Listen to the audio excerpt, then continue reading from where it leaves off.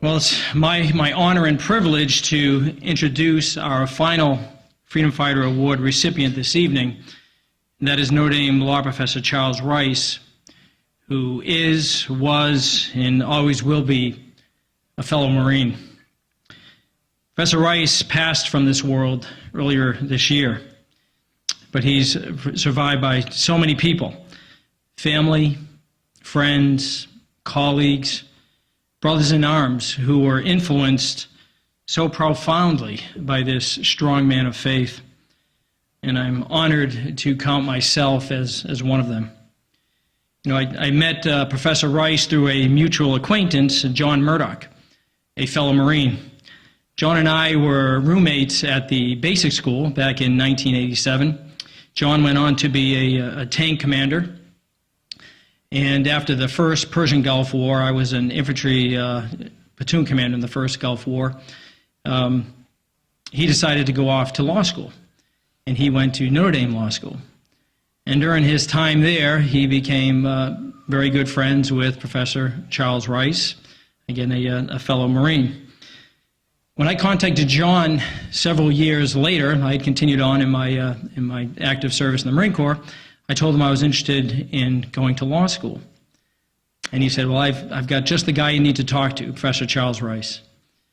And I remember telling John I was in Quantico, Virginia, and I was talking to John on the phone. It was like, it just seemed kind of odd. You know, in the military, you have this chain of command. You don't just get on the phone and, you know, call your senior officer. I said, like, here's a, professor at Notre Dame Law School. I'm looking to go as a student. You know, I just can't do that. So we hung up the phone, and John called me back probably about 30 minutes later, and he said, I just spoke with Professor Rice, and he wants you to call him. He's at home. So I'm all right. So I picked up the phone, I called him, and we hit it off right from that moment. Professor Rice is a father of 10 children.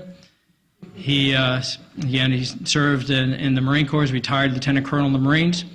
He even went to Holy Cross undergraduate in Worcester, Massachusetts, the school that I went to as an undergraduate.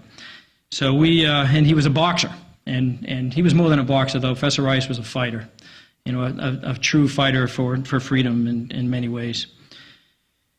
So I became interested in attending Notre Dame Law School. He said, send me your application. I sent it to him, and literally 2 days later, he said, you're in.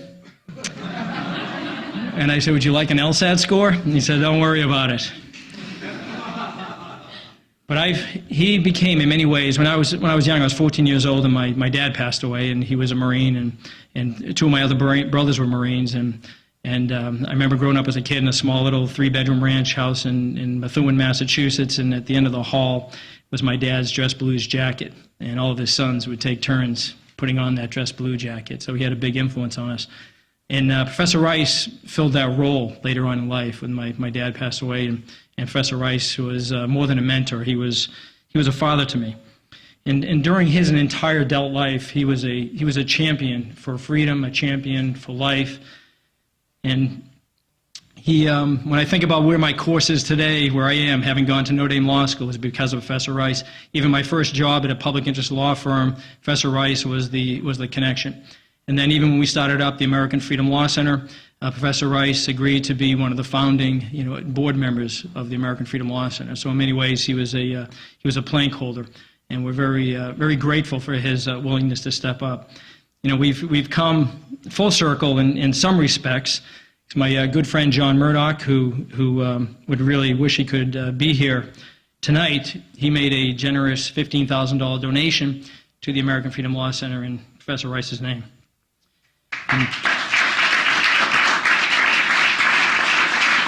And here tonight to accept the award on his behalf is two of his daughters, Mary Hasson and Patty Doran. And Professor Rice, when I was in law school, I started law school with 3 kids. By the time I graduated, we had 5 kids. And he would often invite my family to his house for a meal, and Patty was still a high school student at the time. And we were so impressed with his family and his deep devotion to faith. And he's really meant so much to me in my life. And so in closing, what I want to is I just want to read to you what I had posted on our website shortly after Professor Rice's passing, because I think it sums it up nicely. And this is what I had written. Professor Rice was a warrior for God in the truest and noblest sense.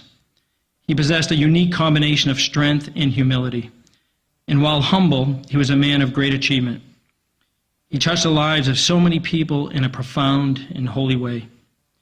He was a selfless and generous man, and everything he did was for God's glory. There's little doubt that upon his passing, he was greeted with the words, "Well done, my good and faithful servant." And so I bid farewell to my mentor, a Marine who will assume his post guarding the streets of heaven. Semper Fi.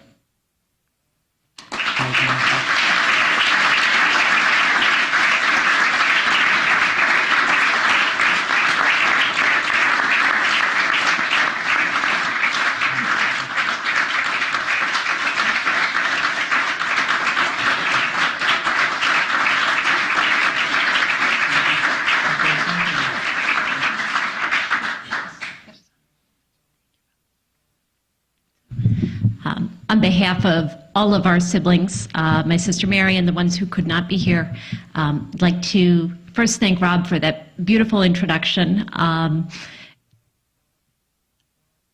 My father had tremendous respect for the work that both of you do, and for you as a person. As Rob had said, I remember being a high school student and seeing sort of this constant stream of my dad's students come in and out of the house, in and out of his office. And it was not hard to see that Rob and his wife Christine, their beautiful family, really held a special place of esteem among my parents. There was a lot of surface similarities, both Holy Cross grads, both Marines. I think you both shared that experience of being outnumbered by girls.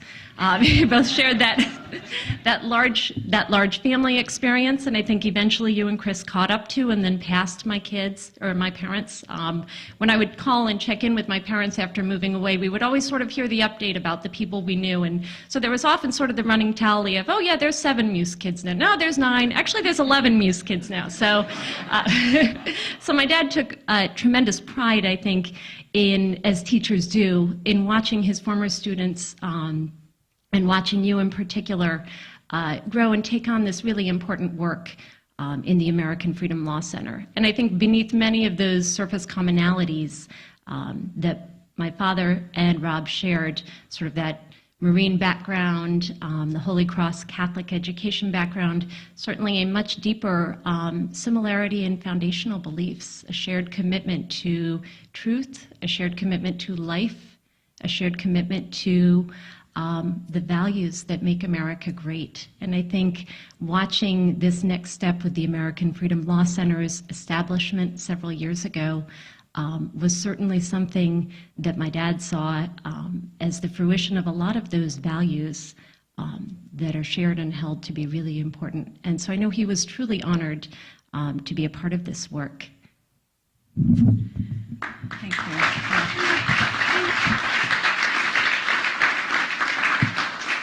I want to say just a quick thought that what you're doing is so important. And it's important because we can't take freedom for granted. But I know for my dad, he was firm in the conviction that freedom lasts only, it depends on a moral people. And that is something, that's an area where lawfare is going to be very important. And a society is only as moral as it treats the most vulnerable. And that's why my dad, who was a constitutional lawyer, just had such a passion for the right to life, but also for anyone who is vulnerable. And so I applaud the courage that it takes of both of you to stand up and take unpopular positions, to stand for truth, to stand for those Judeo-Christian values. And so we thank you for all that you do on behalf of freedom.